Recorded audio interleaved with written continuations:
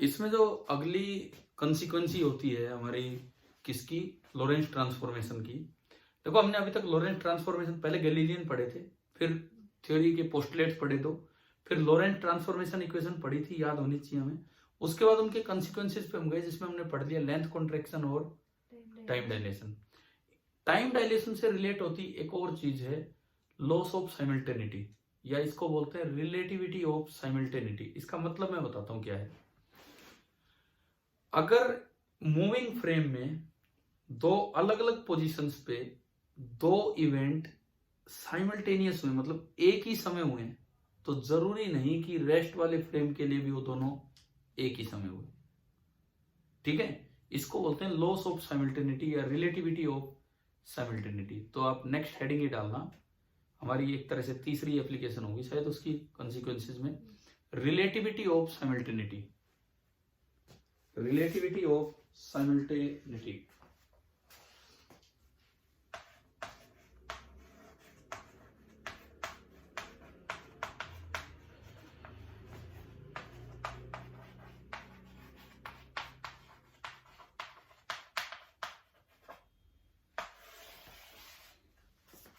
Relativity of simultaneity हो गए। देखो जैसे मान लो एक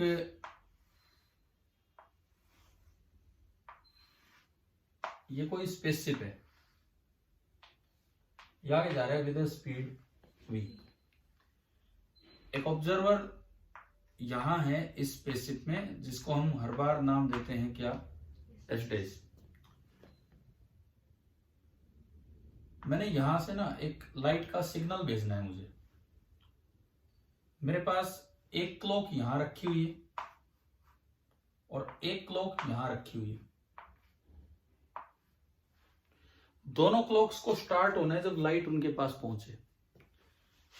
ये दूरी L/2 है और ये दूरी भी कितनी है, L/2। ठीक है, यहां से एक लाइट सिग्नल चला, यहां से एक लाइट सिग्नल चला, इधर भी वो लाइट चलेगी। भाई लाइट की स्पीड तो किसी भी फ्रेम में देखो हर बार क्या रहती है, सेम। लाइट कितनी स्पीड से चली, c स्पीड से। इससे ये वाला पॉइंट भी L/2 दूरी पे है और इससे वो वाला पॉइंट भी L/2 पे। तो बताओ दोनों क्लॉक्स, मैंने कहा ये क्लॉक है C1 और ये क्लॉक है C2, तो क्या दोनों क्लॉक्स के पास लाइट पहुंचने में सेम टाइम लेगी या नहीं। लाइट यहां से भी c स्पीड से चल रही है, इधर भी c से, लेंथ भी कितना चलना है, L/2 और L/2। तो with respect to s dash, जितनी देर में लाइट C1 के पास आएगी उतनी देर में लाइट C2 के। तो क्या दोनों क्लॉक सेम टाइम पे स्टार्ट होगी, it means both the clocks will be synchronous, दोनों सही सेम टाइम दिखाएंगे। अब मैं लेता हूं एक और फ्रेम, ग्राउंड पे रेस्ट वाला फ्रेम। लाइट की स्पीड तो इसके लिए भी कितनी रहनी है, c रहनी है। ठीक है, लेकिन ये क्लॉक इसके रिस्पेक्ट में देखा जाए तो क्लॉक C1 खुद आगे जा रही है कितने से, v से, और v भी एक हाई स्पीड है comparable to speed of light. तो अगर मैं देखता हूं यहां पे सपोज उस फ्रेम में अगर t बराबर 0 पे स्विच ऑन किया था लाइट को, तो यहां आने में जो टाइम लगा होगा लाइट को L/2c, और यहां आने में भी जो टाइम लगा होगा लाइट को, that will also be equal to L/2c। अब मैं इसके फ्रेम से देखता हूं, इसके फ्रेम से आपने इसको स्विच ऑन किया t इक्वल टू 0 पे, ये L/2 बट ये मूविंग लेंथ इसको छोटी दिखेगी। तो ये वाली जो क्लॉक है C1 दरअसल इसको दिखेगी ये कितनी दूर, L/2 गामा। छोटा करना है तो गामा से डिवाइड करना होगा, परंतु इतनी ही शॉर्टेज इस लेंथ में भी आनी है क्योंकि वो भी तो पैरेलल टू द वेलोसिटी है। तो ये जो C2 बैठा है ये भी कितनी दूर दिखेगा, L/2 गामा। ठीक है, लेकिन अब दिक्कत क्या है, लाइट तो इधर भी सी से चलेगी और लाइट तो इधर भी, बट ये आगे जा रहा है विद वेलोसिटी v और ये भी आगे जा रहा है विद वेलोसिटी v। इससे लाइट जल्दी मिल जाएगी, दोनों ही चल रहे हैं, और वहां तक लाइट को पहुंचने में टाइम लग जाएगा। अगर मैं यहां लाइट के पहुंचने का टाइम लिखूं t, तो वो होगा length l/2 gamma upon speed, और ये दोनों एक दूसरे की तरफ आ रहे हैं तो जुड़ के क्या हो जाएगी, इसको मैंने t1 बोल दिया। अगर मैं यहां लाइट के पहुंचने का टाइम लिखूं t2 l/2 gamma divide by, देखो ये तो v से आ गया बट वो लाइट c से पीछे आ रही है तो रिलेटिव वेलोसिटी, अब देखो क्या t1 t2 दोनों बराबर हैं, नहीं है। t1 is not equal to t2, it means both the clocks are not simultaneously synchronized। ठीक है, तो देखो ये क्या हो गया, अब ये गड़बड़ होगी ना। एस डैश कह रहा है दोनों क्लॉक्स की सिंक्रोनाइजेशन एक समय पे हुई, मतलब both the clocks are simultaneous. ठीक है, दे आर साइमल्टेनियसली सिंक्रोनाइज्ड।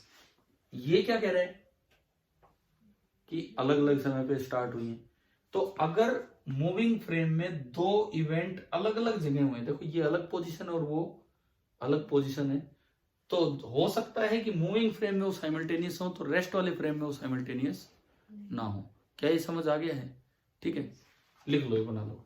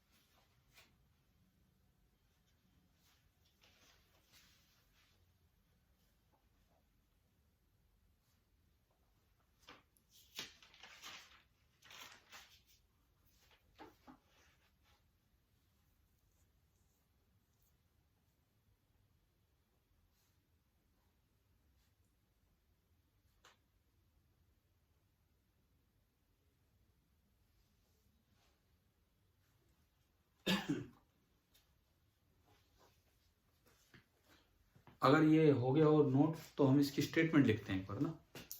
हो गया ना, ये एग्जांपल समझ आया? लिखो, मैं बोलता हूं इसमें। Two events which occur simultaneously, मैं इसको बिठा दूं, नोट हो चुका है तो। Two events which occur simultaneously at two different points, which occur simultaneously at two different points in a certain frame of reference,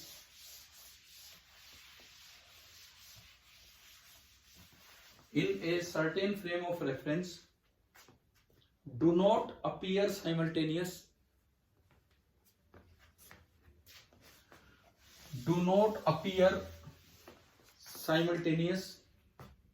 to an observer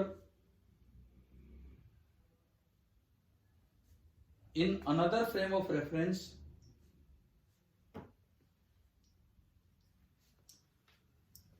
moving with a constant velocity with respect to first frame। ऐसे लिख लो, with respect to first frame।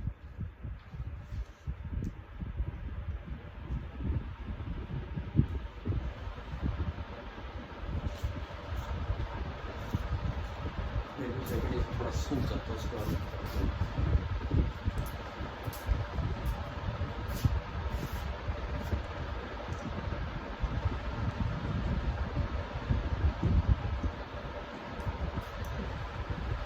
अब ये हम समझते हैं कि है क्या। सुनो, एक कोई अभी मान लो, अभी मैंने एक एग्जांपल दिया था, कौन से फ्रेम में वो इवेंट साइमल्टेनियस थे, एस डैश में कि एस में?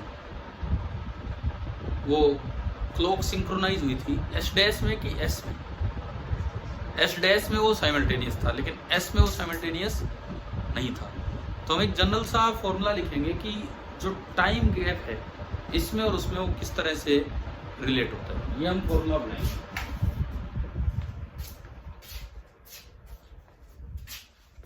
देखिए, सपोज ये आपका ऑब्जर्वर एस है एट रेस्ट, इसके पास अपनी घड़ी है, इसके पास अपने एक्सिस सिस्टम है, इस तरह से, ठीक है। इसने कोई जैसे कोई जगह दी, बोले भाई ये एक पोजीशन है, इसके अकॉर्डिंग ये पोजीशन क्या है, x1, और ये एक और पोजीशन है, इसके अकॉर्डिंग ये पोजीशन क्या है, x2। कोई इवेंट हुआ है इसकी घड़ी के अनुसार, यहां हुआ है t बराबर t1 टाइम पे, और इसी की घड़ी के अनुसार यहां वो दूसरा इवेंट हुआ है कब, t बराबर, देखो एक इवेंट x1 पोजीशन पे हुआ है at time t equal to t1 for his watch, दूसरा इवेंट इसी की घड़ी के अकॉर्डिंग t बराबर t2 टाइम पे हुआ बट एक डिफरेंट पोजीशन पे, है ना। अगर क्वेश्चन में दिया हो साइमल्टेनियस इवेंट है तो t1 बराबर t2, नहीं है तो वही डिफरेंट भी हो सकता है। अब हमने क्या किया, इन्हीं इवेंट्स को मेजर करने के लिए एक स्पेसशिप ले लिया। स्पेसशिप आगे जा रहा है विद स्पीड v, स्पेसशिप में एक अलग ऑब्जर्वर बैठा हुआ है एस डैश, उसके फ्रेम अलग है,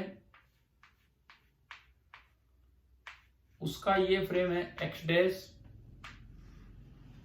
वाई डैश और बाहर जेड डैश, ठीक है। उसके लिए पोजीशंस भी अलग होंगी, होंगी कि नहीं? वो कहेगा ये पोजीशन क्या है, x1 डैश, वो कहेगा कि ये पोजीशन क्या है, उसके लिए इनके टाइम भी अलग होंगे। वो कहेगा कि ये जो इवेंट हुआ है t बराबर t1 डैश पे हुआ है, और ये वाला जो इवेंट हुआ है वो हुआ है कब, t बराबर t2। अब बताओ, एक बार चीजें समझ आ गई? मैं नहीं कह रहा इसके फ्रेम में साइमल्टेनियस है उसके फ्रेम में साइमल्टेनियस है, मैं दो अलग अलग जगह पे दो अलग अलग समय पे होने वाले इवेंट्स को देख रहा हूं, ठीक है। सपोज S ने सब कुछ मेजर कर लिया, S के फ्रेम में उसकी पोजीशन है x1, x2, t1 और t2। अब हमसे पूछा जाए बताओ Y के फ्रेम में वो टाइम गैप कितना होगा। भाई ये दो इवेंट हुए, इनके होने का जो टाइम गैप है in the frame of S with respect to S, suppose वो टाइम गैप आपको दिख रहा है, कितना है वो, t2 माइनस t1। पोजीशन क्या क्या है, x1 और x2। अब मुझे निकालना है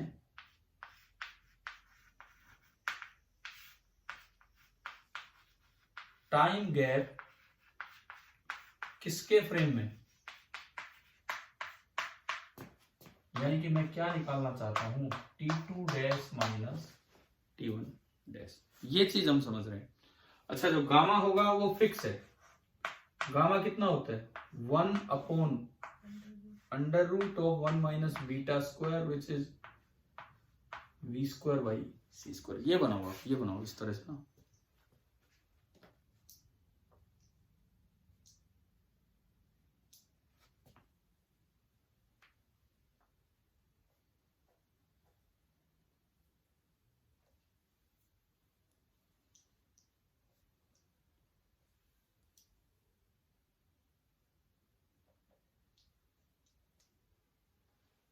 बन गया। तो ये देखो, ये जो उन्हीं लॉरेंट ट्रांसफॉर्मेशन से निकल के आता है जो हमें याद रखना है, T2 dash minus T1 dash. सबसे पहली बात, this is gamma times T2 minus T1। एक फैक्टर तो यह आएगा gamma times T2 minus T1 minus gamma V upon C square into X2 minus X1।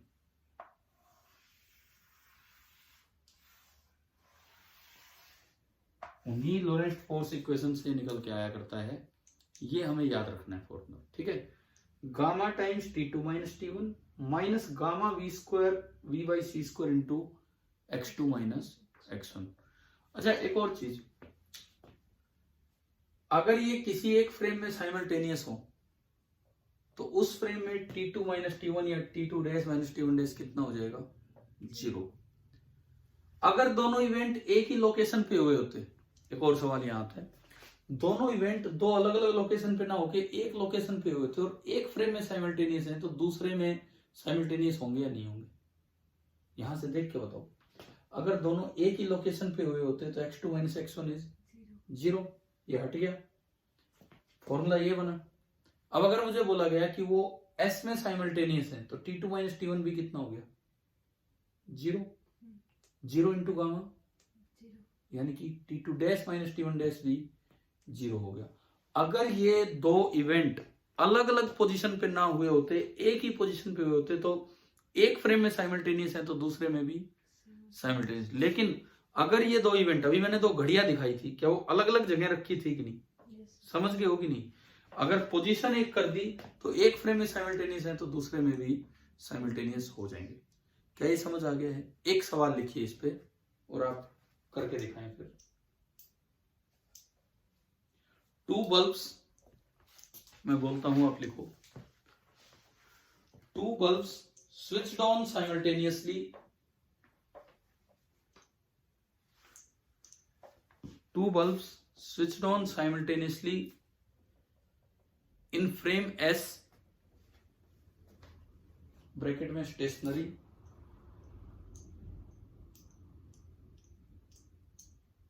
in frame S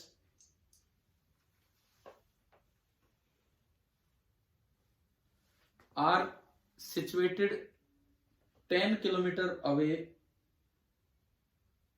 from each other.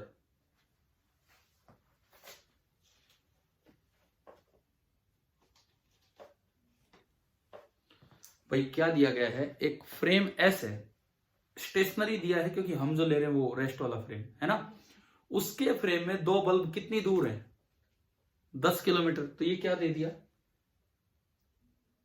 X2 minus X1। उसके frame में 10 kilometre दूर है, उसके frame में वो साइमल्टेनियस इवेंट है, दोनों का स्विच ऑन करना, तो और क्या दे दिया, उस S के फ्रेम में ये दोनों बल्ब्स की स्विच ऑन होना साइमल्टेनियस है, एक समय पे हुआ है, तो और क्या दे दिया, T1 0, ये दे दिया और ये दे दिया। व्हाट इज द, क्वेश्चन लिखिए अब आप, what is the difference of time in the frame S dash, what is the difference of time in the frame S dash moving with the velocity 0.5 c, moving with the velocity 0.5 c along the line joining the 2 bulbs,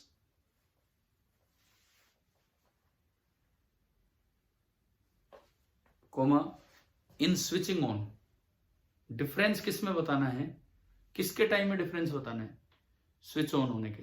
भाई एक frame S के frame में दोनों event कैसे हुए, simultaneous हुए, तो आपको यह बताना है कि एस डैश के फ्रेम में उस इवेंट में, उन दोनों इवेंट्स में कितना टाइम गैप हुआ होगा। एक बात और ध्यान रखना, इस माइनस से कभी फर्क नहीं पड़ेगा, अगर आंसर में माइनस भी आ जाए ना सोल्व होके तो फर्क नहीं पड़ रहा है, वो हमें मोड लेके बता देना, भाई इतना टाइम का गैप आना है, ठीक है।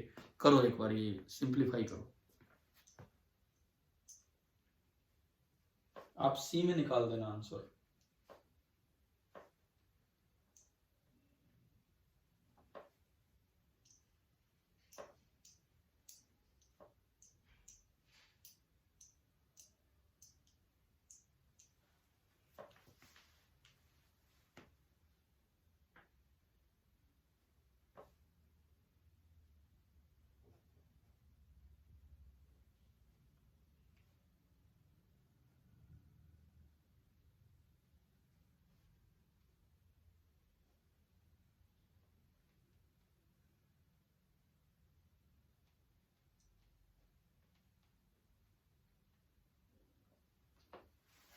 आप सी में आंसर बता दीजिए क्या बन पा रहे हैं।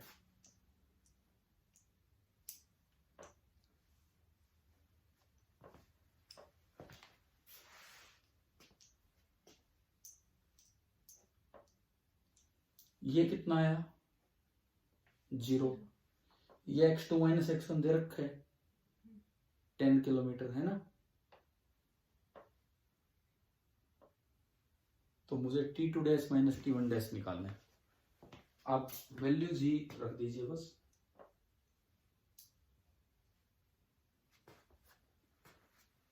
क्या ऐसा कुछ आ रहा है क्या 1000√3/c।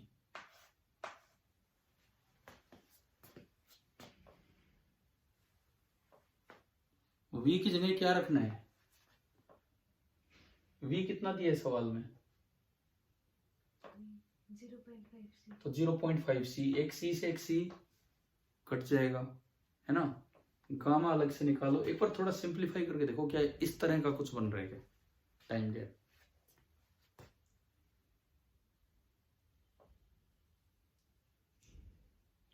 और 10 किलोमीटर को मीटर में कन्वर्ट कर लेना।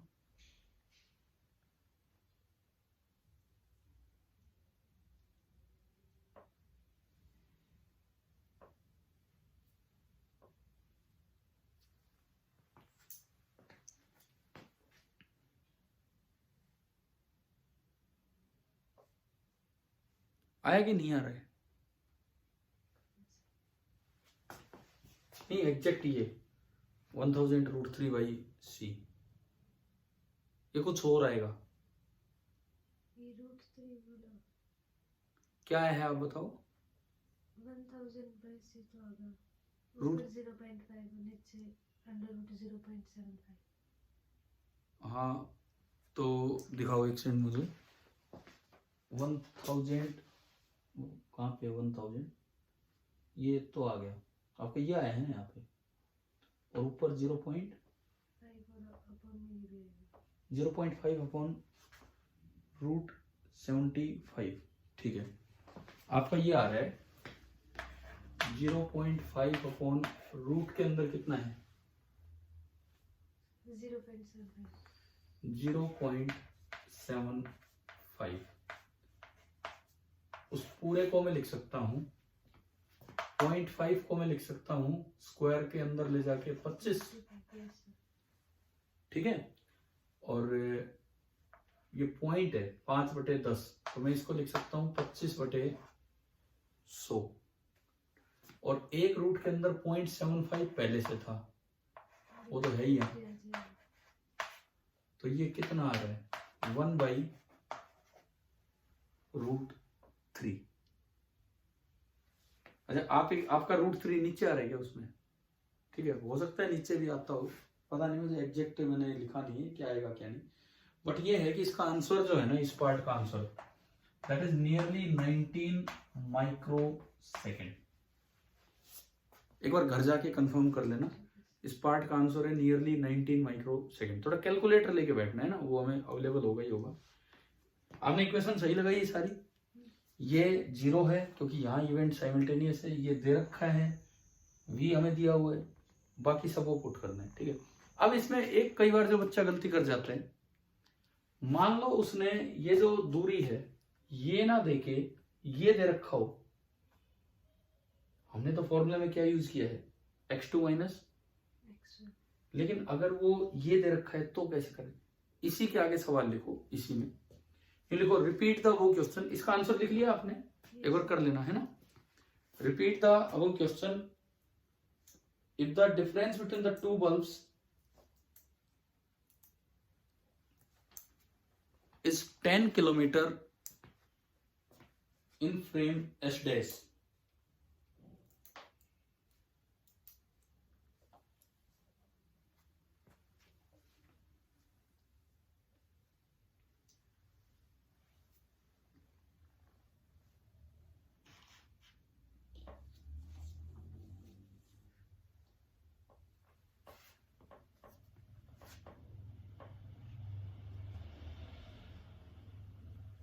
देखो सुनो, इस बार हमें ये नहीं दे रखा, हाँ साइमल्टेनियस है, ये दे रखा है बट ये नहीं दे रखा है। इन्होंने क्या दे दिया, x2 dash minus x1 dash, ठीक है।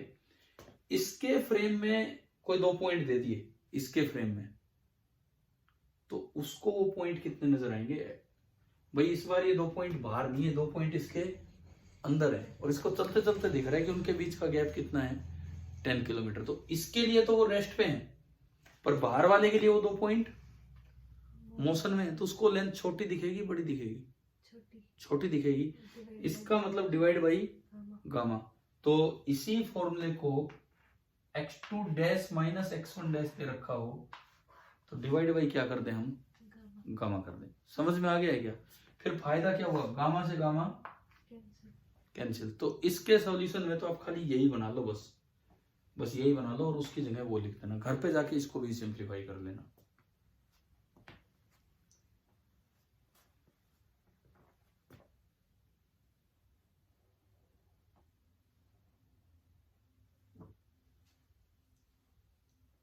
ठीक है, एक और सवाल, मैं तो जस्ट इसमें थोड़ा थोड़ा चेंज करके इसलिए सिखा रहा हूं ताकि आप ये यूज करना सीखें। आप अगला लिखें, in the above question the distance between the two bulbs is 10 kilometer in frame S,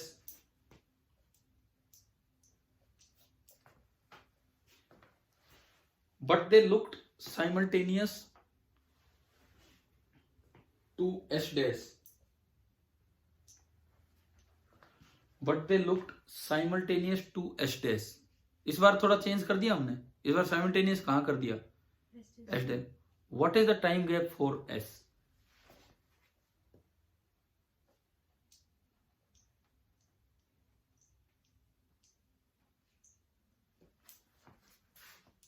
इस बार मैं अगर बात करूं भाई, ये x2 माइनस x1 दिया है कि x2 dash minus x1 dash, तो वो वही आएगा। मैं मिटाऊं इसको थोड़ा, वही आएगा, तो नीचे वाला गामा हट जाएगा, नीचे वाला गामा हटेगा तो ये कैंसिल नहीं होगा। लेकिन इस बार क्या जीरो दिया है, t2 dash minus t1 dash, आपको क्या दे दिया, जीरो। और निकालना क्या है, t2 minus t1, gamma common आ जाएगा, हट जाएगा वो तो t2 माइनस t1 बराबर डायरेक्ट आ रहा है v by c square into, ये भी आप घर जाके सोल्व करना। इसका आंसर आना चाहिए नियरली 17 माइक्रो सेकेंड। ठीक है, ये आप लिख लो इसमें, नियरली 17 माइक्रो सेकेंड। तो अभी ये बताओ, जो मेन बात थी, मैंने पहले के एग्जांपल से बताया कि वो सिंक्रोनाइजेशन ऑफ क्लॉक से, कि एक के फ्रेम में साइमल्टेनियस है, जरूरी नहीं दूसरे के फ्रेम में वो साइमल्टेनियस हो। फिर मैंने आपको लॉरेंट ट्रांसफॉर्मेशन से, हमने कहा हम प्रूफ नहीं कर रहे हैं बहुत ज्यादा, हम सीधा यूज कर रहे हैं। एक इक्वेशन बताई, इवन चाहे किसी भी फ्रेम में साइमल्टेनियस ना हो, कोई फर्क नहीं पड़ रहा, एक में गैप t2 माइनस t1 और एक में gap t2 dash minus t1 dash, लेकिन अगर इवेंट दो अलग अलग लोकेशन पे हुए हैं तो ये पक्का है, एक के लिए साइमल्टेनियस होगा तो दूसरे के लिए नहीं होगा। अगर एक ही जगह इवेंट हो रहे हैं तो दोनों के लिए साइमल्टेनियस हो जाएंगे, मतलब दोनों के लिए टाइम गैप सेम आएगा। ठीक है, फिर हमने एक ही सवाल में 2-3 वेरिएशन करके देख लिए। कभी हम कह रहे हैं ये चेंज किया तो क्या होगा, कभी हम कह रहे हैं ये चेंज किया तो क्या होगा। तो आप ये बताओ, ये टॉपिक आपको समझ आ गया है? ठीक है, अब एक बार वो जैम वाला सिलेबस फिर दिखाओ, उसमें ना अलग से नहीं लिखा है टॉपिक, बट ये टाइम डायलेशन है तो उसी से बनता है, तो हमें आना चाहिए। उन्होंने जो सिलेबस में लिखा है, inertial frame and Galilean invariance हो चुका, पोस्टुलेट ऑफ स्पेशल रिलेटिविटी हो चुका, लॉरेंस ट्रांसफॉर्मेशन हो चुका, length contraction, time dilation. Time dilation को भी मैंने थोड़ा बढ़ाया है रिलेटिविटी ऑफ साइमल्टेनिटी के रूप में। अब जो अगला टॉपिक है रिलेटिविस्टिक वेलोसिटी एडिशन थ्योरम, अगली क्लास में ये लेंगे हम कि वेलोसिटी किस तरह से एक फ्रेम से दूसरे फ्रेम में देखी जाती है, एंड देन उसके बाद आएगा मास एनर्जी इक्विवेलेंस। ठीक है, तो अगले 2-3 क्लासेज में हम ये पार्ट पूरा कर रहे हैं, फिर इस पे एक असाइनमेंट लेंगे ताकि हम ये सीख पाए कि हमसे जेम के क्वेश्चंस हो पा रहे हैं या नहीं। इवन मैं नेट के भी आपको डाल दूंगा उसमें, उससे अगला एग्जाम नेट, ताकि आपको एक बार यूं क्लियर हो जाएगा। मतलब अभी नहीं, एमएससी लेवल पे भी आपको पेपर देंगे तो फिर आपसे ये स्पेशल थ्योरी ऑफ रिलेटिविटी के क्वेश्चन होने चाहिए, है ना। रिवीजन नहीं करोगे तो ये एक्सप्रेशन याद नहीं होंगे, बड़ी दिक्कत आएगी एक्सप्रेशन याद करने में। या तो हम इनका प्रूफ करके इसको प्रैक्टिस करें, बट उतना भी अब जरूरत नहीं है, यूनिवर्सिटी एग्जाम तो देना नहीं है, एटलीस्ट हम याद करें और उसको अप्लाई करें क्या है। तो आज वाली क्लास में समझ आ गया। आज कई सवाल मैंने आपके लिए छोड़े हैं कि भाई ये पूरा करना, ये इसका आंसर देखना, वो अपने आप घर पे ट्राई करना। ठीक है, थैंक यू।